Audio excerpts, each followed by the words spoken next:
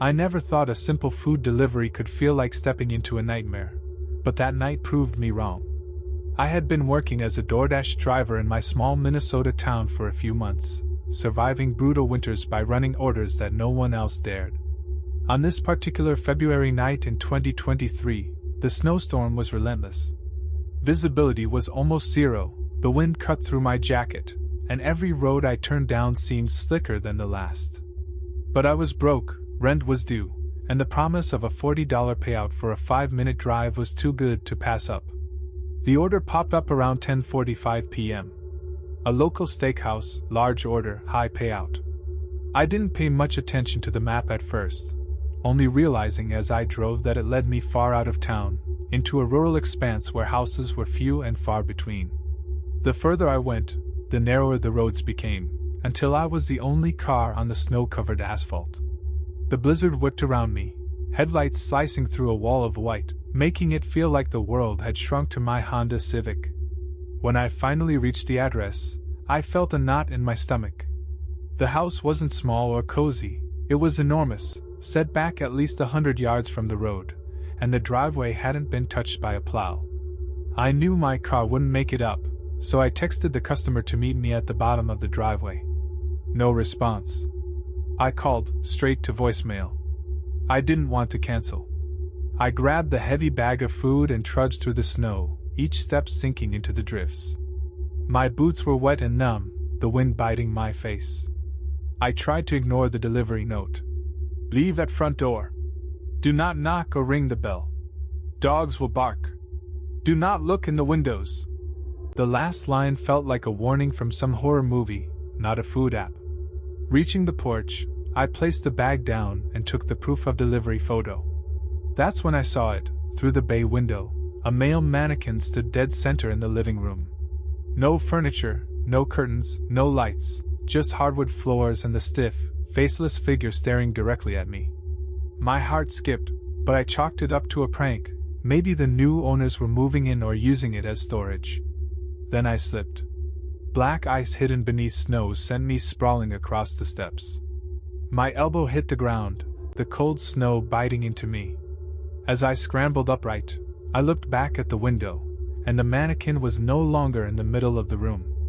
It was pressed against the glass, looming over the porch, staring at me where I had just fallen. My brain froze for a moment. A plastic mannequin couldn't move like that. Pure adrenaline took over. I ran. I didn't look back as I bolted down the driveway, snow flying into my face.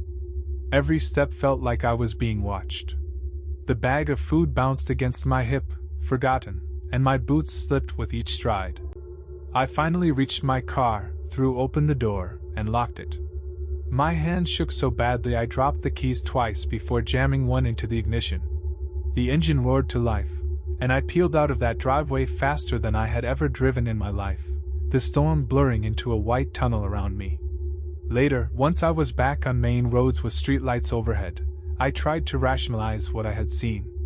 It had to be a trick of the snowstorm, a reflection, something. No mannequin could move 20 feet in seconds. I even considered calling support, but how do you explain that without sounding insane? I stuck to the official complaint. Road and driveway conditions unsafe. A few days later, curiosity got the better of me. I drove past the same road during the day. The house looked abandoned. A for sale sign, faded and weathered, leaned at the end of the driveway. I pulled up the listing online. Vacant for over a year. Photos of the living room showed the same stark, empty space, with the mannequin standing in the center. Nothing had changed. I couldn't explain it. Who had placed the order? Why leave such a detailed note? And most terrifyingly, how had the mannequin moved across the room to watch me? No one lived there. Yet somehow, someone, or something, had been monitoring me, tracking my progress through the storm, guiding me onto that driveway, waiting for me to see what I wasn't meant to see. I haven't returned to that part of town since. Every winter, when the snow piles high and the roads disappear under ice, I remember that night. Sometimes I imagine the headlights of a car in the distance, slow and deliberate, as if waiting for me to make the same mistake again. I don't know who that delivery was really meant for, or if I was just a pawn in some larger operation I wasn't supposed to witness. The whole thing feels illegal, secret, and designed to terrify anyone who stumbles into it. I've told a few friends, but they laughed it off. Yet I still see that window in my mind, that faceless mannequin pressed against the glass, and I know, whatever was in that house didn't feel human at all. And it's still out there, waiting for the next delivery. I had been driving home through Wyoming on Interstate 80, eager to get back before the holidays, when the storm hit. It started small, a few flakes swirling in the headlights, but within 20 minutes, I could barely see my own hood. The snow came down so hard that the road lines disappeared, and traffic slowed to a crawl. Then I saw it, a semi-truck had jackknifed it, blocking both lanes. Everyone stopped. I was stuck for hours. The temperature in my car plummeted whenever I shut the engine off to conserve gas. I wrapped my coat tighter around me and tried to sleep, but the wind howled against the windshield, and the eerie silence of stalled traffic kept me alert. Most drivers had turned off their lights, and the row of cars looked like a graveyard in the middle of the blizzard.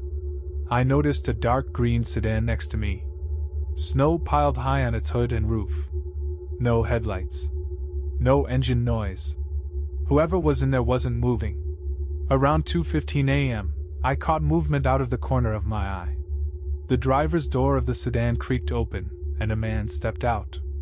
No coat, no gloves, no hat, just a t-shirt and jeans, as if it were a warm summer night. He didn't run or stagger against the wind. He just walked casually toward the cars ahead, methodically checking the handles. Locked. Locked. Locked. My stomach sank as he reached my car. I pressed the lock button again, though I was certain it was already engaged. He raised a cardboard sign toward me. "Let me in. I'm cold." His smile was wide and unnatural, eyes fixed on mine. I shook my head violently. No words. No scream. Just pure adrenaline. He tapped the glass once and then turned, walking back to the green sedan. I kept my eye on him, every muscle frozen. When the sun finally rose, plows cleared the highway. A highway patrol officer approached, checking on drivers. I described the man, the strange car, and the way he had moved through the storm.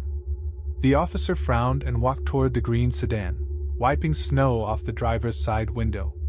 I followed. The car was empty. No keys, no sign of anyone inside. Then he said something that made my blood run cold. "This car was reported stolen 3 days ago from a delivery driver in Omaha," he said.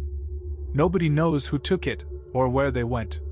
The area's known for unregistered operations." I realized then that the storm had trapped me in more than just snow. I didn't know what I had witnessed, but it was deliberate. Someone, or something, had been monitoring me. A few minutes later, another officer joined us. I noticed right away, he didn't look quite right. His movements were too smooth, almost gliding over the ice. The first officer gestured toward him, introducing him. "He'll explain." But the second officer didn't speak. Instead, he pointed toward the line of stalled cars and then back at the green sedan. Then everything clicked into place. The stolen car, the impossible survival of the man in a t-shirt in sub-zero weather, the way he had watched me so calmly. It wasn't human. The second officer was a ghost, one I vaguely remembered hearing about years ago, lost in a traffic accident on this very stretch of highway. Somehow, he was still patrolling, still part of this shadow operation that no one officially acknowledged. The first officer whispered, low enough that only I could hear.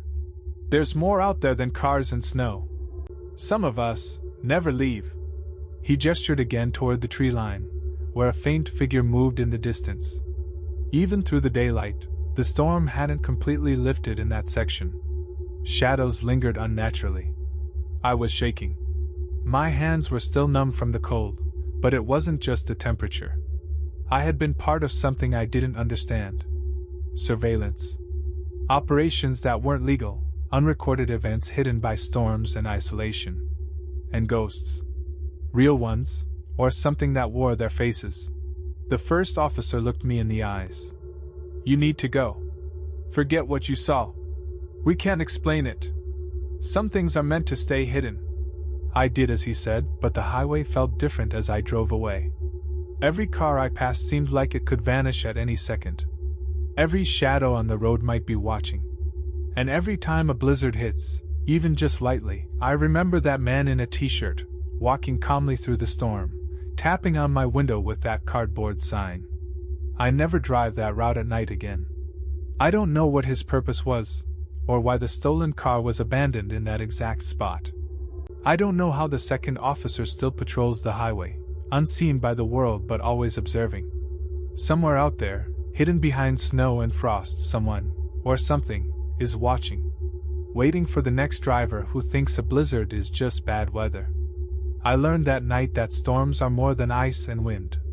They can hide things no one should ever see, ghosts that don't rest, and operations no one will ever admit exist. And if you're on that highway during a blizzard, don't look out the window. Because whatever is out there may already be looking at you. I used to think my college best friend Evan was exaggerating when he said living out there felt wrong. We'd survived finals week together, shared terrible cafeteria food, and promised we'd never lose touch. But after graduation, he took a job he wouldn't explain and rented a small house miles away from the nearest town. When he invited me to visit one winter, I planned to stay a weekend. I never even made it to the front door. The blizzard hit earlier than forecasted. Thick, aggressive snow swallowed the road just as Evan's taillights disappeared ahead of me. My phone lost service within minutes. The trees closed in, branches bending low, forming a tunnel of white and black. Then my car stalled. By the time I reached Evan's house on foot, my legs were numb and my lungs burned. He wasn't there. His truck was gone, driveway untouched. I later learned he had been called away suddenly that morning, though he never told me by who.